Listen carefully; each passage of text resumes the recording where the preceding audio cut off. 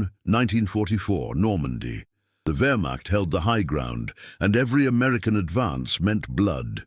But Sergeant Tommy Rake from Nebraska had watched farm boys die for 3 straight weeks trying to cross a single field. Then he remembered something his grandfather told him about crows. What happened next made German intelligence question their own sanity and saved hundreds of American lives through the most absurd psychological weapon ever deployed. June 14th, 1944. 0347 hours. Saint-Lô, France. The air smelled like diesel and wet earth. Sergeant Tommy Rake crouched behind a shattered stone wall, watching another dawn he didn't want to see. The temperature hovered at 52 degrees Fahrenheit, unseasonably cold for mid-June. Through the pre-dawn mist, he could see the field, 400 yards of open French farmland that had become a graveyard for the 29th Infantry Division. 3 weeks, 27 dead, 14 wounded so badly they'd never hold a rifle again. The problem was simple, brutal, and unsolvable. German observation posts on Hill 192 had perfect sight lines across every approach. Machine gun nests covered every angle. The Wehrmacht had turned basic geography into an execution chamber, and American boys from Iowa and Tennessee kept walking into it because command needed that ground taken. Captain Morrison had tried everything regulation allowed. Artillery bombardment at dawn. The Germans retreated into reinforced bunkers and returned when the shells stopped. Smoke screens, the wind shifted, and German gunners fired blind into predictable patterns, still hitting targets. Night advances. Wehrmacht snipers had starlight scopes acquired from retreating SS units, technology American forces hadn't countered yet. The statistics were damning. Success rate, 0%. Casualty rate per attempt, 68%. Cost in morphine, plasma, and body bags. Numbers logistics officers in London stopped calculating because they made victory look impossible. Rake was 31, old for a sergeant. He'd grown up outside Grand Island, Nebraska, on a farm that barely survived the Dust Bowl. His hands were thick from years of fixing machinery with baling wire and stubbornness. He'd enlisted in 1942 not from patriotism, but from pragmatism. The farm was failing, his father was dead, and the army paid regularly. But he'd watched too many kids die.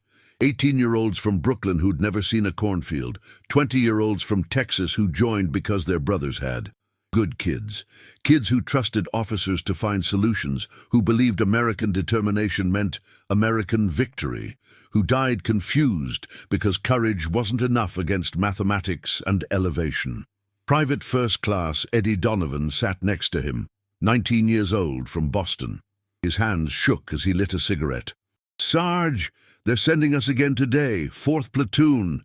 Captain says we're going to flank left this time, use that drainage ditch for cover." Rake didn't answer immediately. He'd seen the drainage ditch. It provided cover for maybe 60 yards before it flattened out. After that, open ground. The Wehrmacht knew about that ditch. They'd zeroed mortars on the exact spot where American soldiers would emerge, thinking they'd been clever. "Eddie, how many crows you got back in Boston?" The kid blinked. "What? Crows. Blackbirds make a lot of noise."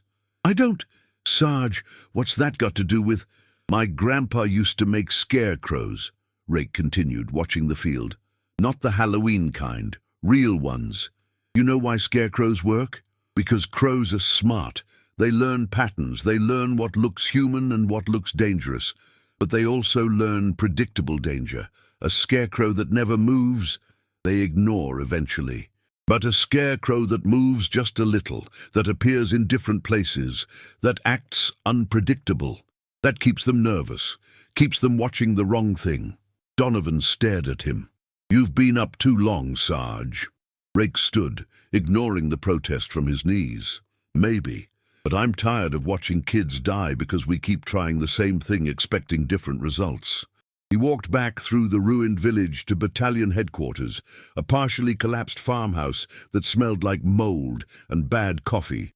Captain Morrison was reviewing maps under kerosene lamplight, his face gray with exhaustion.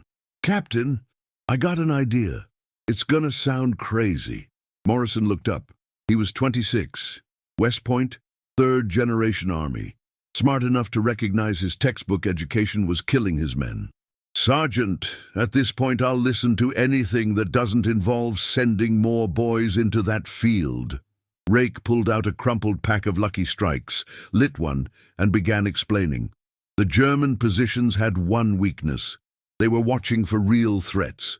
Their observation protocols, perfected through 5 years of warfare, focused on actual troop movements, actual armor, actual danger. Their gunners were disciplined. They didn't waste ammunition on uncertain targets because supply lines from Germany were increasingly unreliable. But discipline had a flip side. It created predictability, and predictability could be exploited. "We make them think we're attacking," Rake said, pointing to the map. "But we're not. We make them see movement, think they're under threat, open fire, and reveal their positions. We use decoys, life-size, mobile, things that look enough like soldiers to make German observers nervous, but cost us nothing when they get shot." Morrison frowned. "Battalion tried decoys last month near Carentan. Germans figured it out in 10 minutes. "Because those were static, Captain. Just dummies propped up. I'm talking about something different, something that moves, something unpredictable. Something that makes their observers second-guess what they're seeing, makes their commanders nervous enough to waste ammunition, makes their gunners exhausted from firing at targets that never die. You're talking about psychological warfare.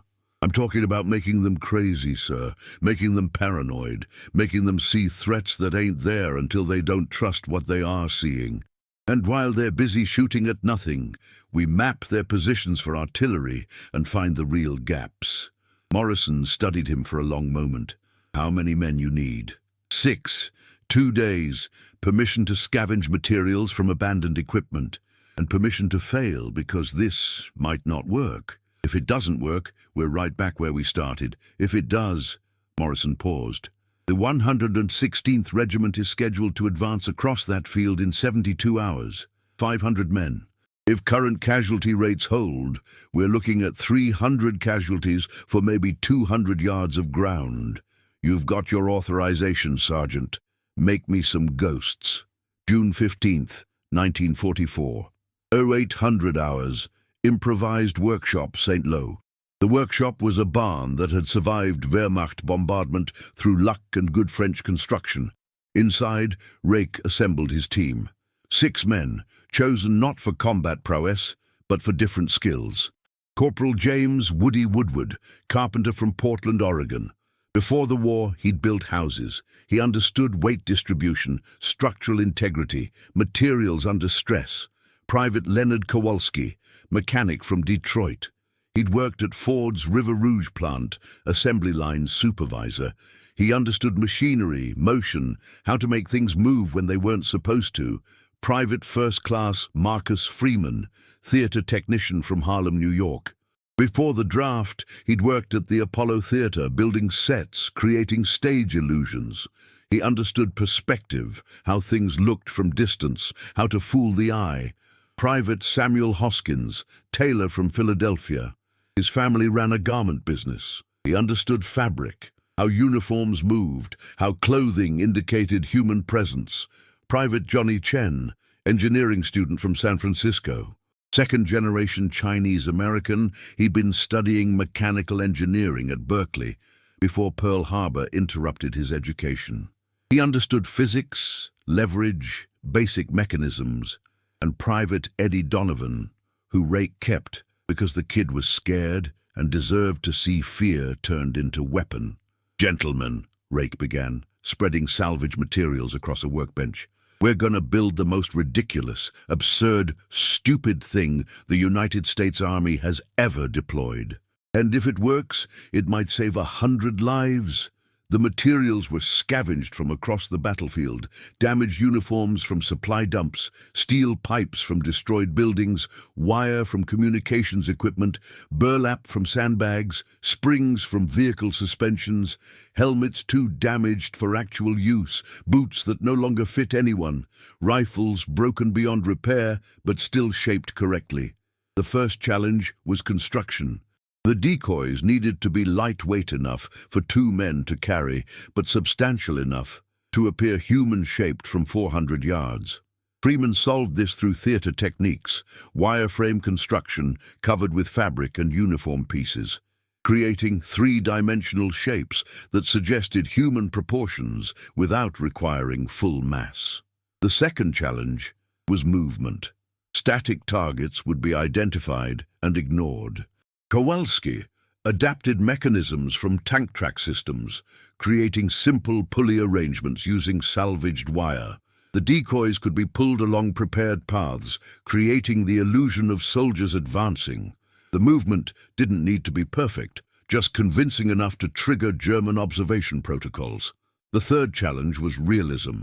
Hoskins positioned uniform pieces to match how American infantry actually moved, helmets at correct angles, rifle positions matching standard combat postures. The decoys wouldn't fool anyone at close range, but from German observation positions 400 yards away, through morning mist or evening shadows, they'd create enough uncertainty to prompt response.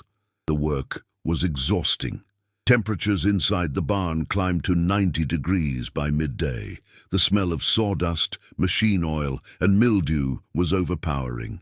They worked 16-hour shifts, sleeping in 4-hour rotations on piles of empty sandbags. Equipment failure was constant. Wire broke, fabric tore, mechanisms jammed. Each failure required improvisation.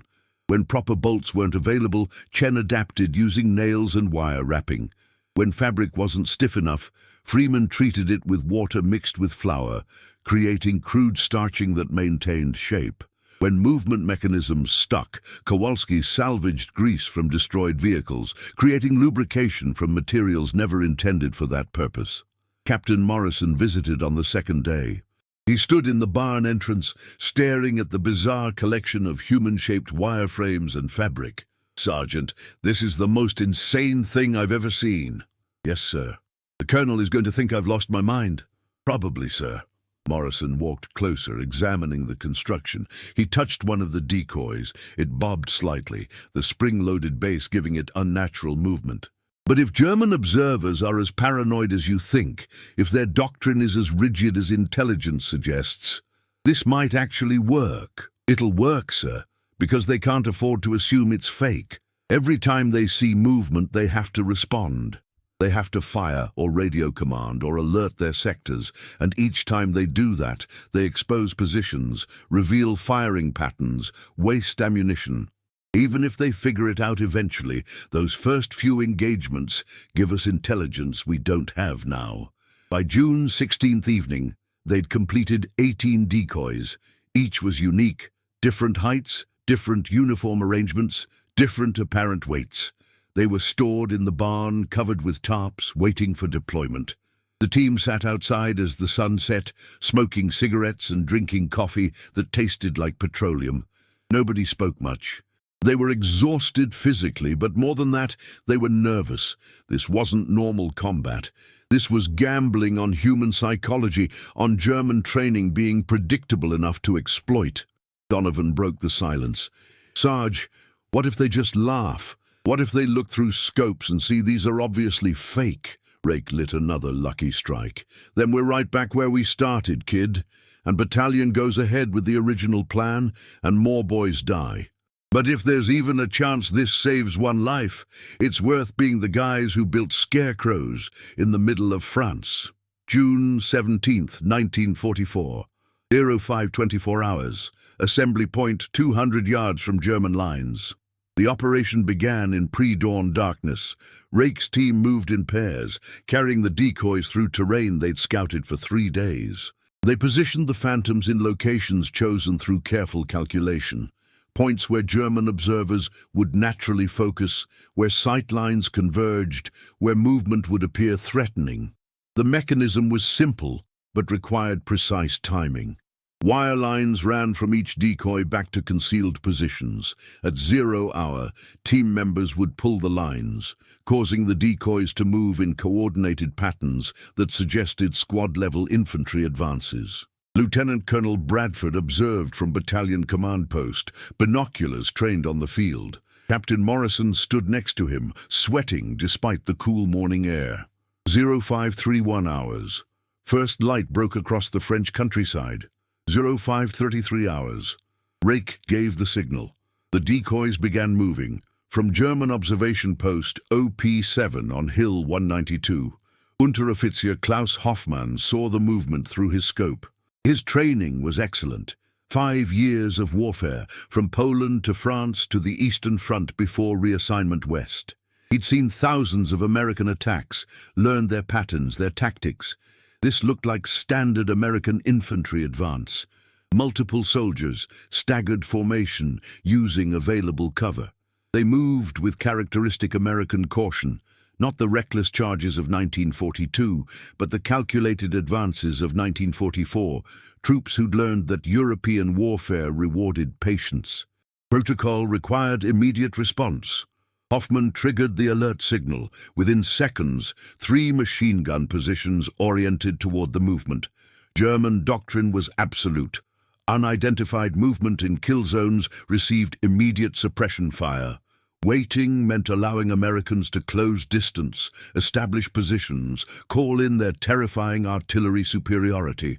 The first burst came from MG-42 Position 3.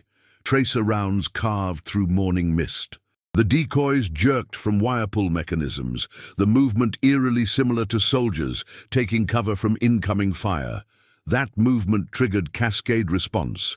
MG Position 1 opened fire, then Position 4, then mortar teams dropping rounds on predetermined coordinates. Wehrmacht doctrine, perfected through years of defensive warfare, mandated overwhelming force against identified threats. The sound was apocalyptic. German forces expended over 300 rounds in 90 seconds. The decoys absorbed the fire, fabric and wireframes disintegrating under high-velocity impacts. But from German observation positions, the effect was confusion. Some targets went down, confirming hits. Others remained standing, suggesting miss or poor shot placement. Some appeared to move, wire mechanisms and spring bases creating illusion of wounded soldiers crawling. Hoffmann watched through his scope, unease growing. Something was wrong. American advances typically involved return fire, radio communication, coordination with supporting elements. This advance was silent. The figures moved oddly, jerking motions, unnatural postures, and when hit, they didn't fall correctly. He reached for his radio. OP7 to battalion. Target behavior anomalous. Request clarification before continuing engagement. But battalion was already responding to the contact report. Artillery requests were being processed. Reserve units were being alerted. The entire German defensive sector was reacting to perceived American offensive. From Rake's position, the effect was exactly what he'd calculated. Every German position that fired revealed its location through muzzle flash and tracer trajectory. He marked coordinates on a map, noting fields of fire, response times, communication patterns. 20 minutes later, German forward observers reached the impact zone. They found shredded fabric, broken wire, and uniform pieces. No bodies, no blood, no wounded, no equipment beyond what was obviously salvaged scrap. The report that went up the German chain of command created immediate chaos. American forces had deployed decoys. But why? Was this reconnaissance by fire testing German responses? Was this deception for a real attack elsewhere? Was this psychological warfare attempting to make German gunners hesitant? The confusion was multiplied because German intelligence had no framework for this tactic. American forces typically relied on material superiority, artillery, armor, overwhelming firepower. Deception operations were considered more characteristic of British or Soviet forces. That Americans would deploy theater stage mock-ups contradicted established intelligence assessments. By 0700 hours, German observation protocols across the entire sector had been modified. Commanders issued orders requiring visual confirmation before engagement. Gunners were instructed to conserve ammunition, to wait for certain threats, exactly what Rake had intended. That afternoon, Captain Morrison approved the real attack. American infantry advanced across the field using the routes German forces had stopped watching, assuming those paths were decoys too. Wehrmacht hesitation, created by morning's confusion, provided the 3-minute window American forces needed to cross open ground and engage from close range. The field that had cost 27 American lives over 3 weeks was taken in 45 minutes with 6 casualties, none fatal. August 15th, 1944, Allied Supreme Headquarters, London. The report sat on Brigadier General Clayton's desk, marked Confidential Tactical Innovation Assessment. He read it 3 times, then called his aide. "Get me the officer who wrote this. I want to understand what exactly happened at St. Lo." Captain Morrison arrived 2 days later. He brought photographs, the decoys, the field, the German positions. He brought statistics, ammunition expenditure by German forces, casualty reduction in American advances, success rates before and after implementation. General Clayton listened to the briefing, his expression unreadable. When Morrison finished, there was long silence. "Captain, you're telling me that a sergeant from Nebraska defeated a Wehrmacht defensive position using Scarecrows?" "Essentially, yes, sir. Though Sergeant Rake would probably object to that simplification. It was psychological warfare combined with tactical deception, exploiting German training protocols and observation doctrine. And this actually worked. It saved approximately 93 American lives over the subsequent operations, sir. German forces across the entire sector modified their engagement protocols. They became hesitant, uncertain. That hesitation created opportunities for actual advances. The implications were staggering. American military doctrine had focused on material superiority, producing more tanks, more planes, more artillery than the enemy could match. The idea that theater technicians and mechanics could create battlefield advantage through deception contradicted fundamental assumptions, but the numbers were undeniable. The 29th Infantry Division's casualty rates dropped 43% in sectors where decoy operations were employed. German ammunition expenditure increased while actual American casualties decreased. Wehrmacht after-action reports, captured later, revealed sustained confusion and doctrinal uncertainty. The technique was classified, studied, and adapted. By late 1944, specialized units were deploying similar tactics across European theater. The 23rd Headquarters Special Troops, nicknamed the Ghost Army, would use inflatable tanks, sound effects, and elaborate deceptions to convince German forces that American divisions were positioned where none existed. But it started with Tommy Rake and 6 soldiers building wireframes in a barn in France. Rake himself never received public recognition. He survived the war, returned to Nebraska, and resumed farming. The operation remained classified until 1996, when declassified documents revealed the extent of American deception operations. By then, Rake was 73 years old, living quietly outside Grand Island.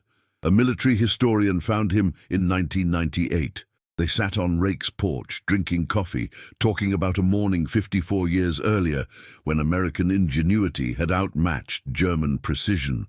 "Did you think it would work?" the historian asked. Rake was quiet for a moment. "I thought it might.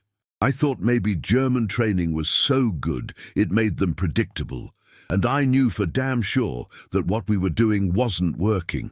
Sometimes the absurd solution is the only one left. You saved lives. I gave kids a chance, that's all. Most of warfare is figuring out how to give your people a chance against somebody else's advantages. Germans had elevation, had prepared positions, had excellent training. We had desperation and willingness to try something nobody expected. Turned out desperation was enough." The historian published a book in 2001. The Scarecrow operation became a footnote in World War II history, a curious anecdote about American innovation under pressure. But for the 93 men who crossed that field after June 17th and survived when statistics said they shouldn't have, it wasn't a footnote. It was the reason they came home. Eddie Donovan lived until 2007. He became a teacher in Boston, taught high school history for 40 years. Every year, he told his students about the sergeant who saved his life using wire, fabric, and understanding of human psychology. The lesson isn't about scarecrows, he'd tell them. It's about questioning assumptions, about recognizing that sometimes the solution isn't more force, it's different thinking, about trusting that ordinary people can solve extraordinary problems if you give them permission to try. The field at St. Lo is farmland again. French farmers grow wheat where American boys once died, where German gunners fired at phantoms, where innovation born from desperation changed tactical doctrine. There's no monument, no marker. Just good Norman soil producing crops in sunlight that doesn't remember darkness. But in archives at the U.S. Army Heritage and Education Center, there's a photograph. 6 soldiers standing in a barn, surrounded by wire frames and fabric shapes. They look exhausted. They look young. They look like they've built something absurd and know it. And in the corner, barely visible, there's Tommy Rake, 31 years old, from Nebraska, about to prove that sometimes the most ridiculous idea becomes the smartest strategy. That American ingenuity isn't about having better equipment, it's about having the courage to try what nobody expects. That wars aren't won just by generals and factories, but by sergeants who remember their grandfather's advice about crows and refuse to accept that death is inevitable. The operation proved something fundamental. Innovation under pressure doesn't require perfect resources. It requires permission to fail, willingness to experiment, and understanding that desperation can produce clarity. American forces learned that advantage could be created through creativity when material superiority wasn't enough. German forces learned that rigid doctrine creates predictable vulnerability. Both lessons shaped how modern military forces approach innovation. Special operations, psychological warfare, deception tactics all trace lineage back to moments like St. Lo, where ordinary soldiers proved that extraordinary thinking matters more than extraordinary resources. If this story of American ingenuity and courage moved you, hit that subscribe button and ring the notification bell. We uncover forgotten heroes who changed history every single week. Drop a comment telling us which W2 innovation you want us to explore next. These stories deserve to be remembered. These heroes deserve to be honored. Let's make sure their legacy never fades. See you in the next one, Patriots.